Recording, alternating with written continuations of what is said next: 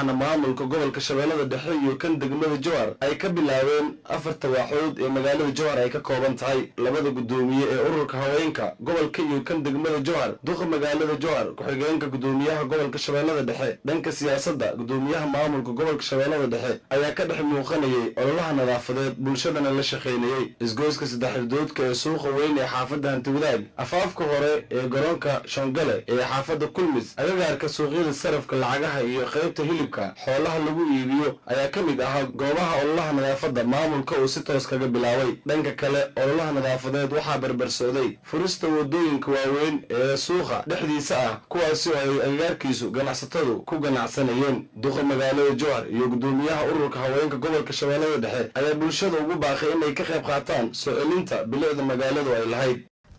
sababtoo ah marka haddii aan nadaafadda aan la helin waxaa imaanaya cudurro sidaa darteed waxaan maanta anoo ka faa'iidaysanaya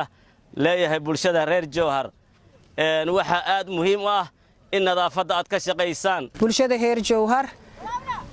waxaa naloo calaamadiyay oo maxamed gobernatoraha gobolka shabeellada dhexe noo calaanshay inaan maxanto campaign oo nadaafadeed qaadno oo 4 waaxyood degmada Jowhar ka socoto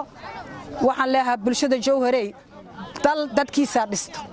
cid idin dhisaysa gacan islaamiyeed sugaysiin male gacantiina wax ku qabsada Ahmed Mayre Makaraan gudoomiyaha gobolka shabeellada dhexe ayaa ku baaqay in laga wada qayb qaato ololaha nadaafadeed haddaan wada fadhiisanana aan maartay ololo nadaafadeed maadaama degmada Jowhar ay tahay caasimadii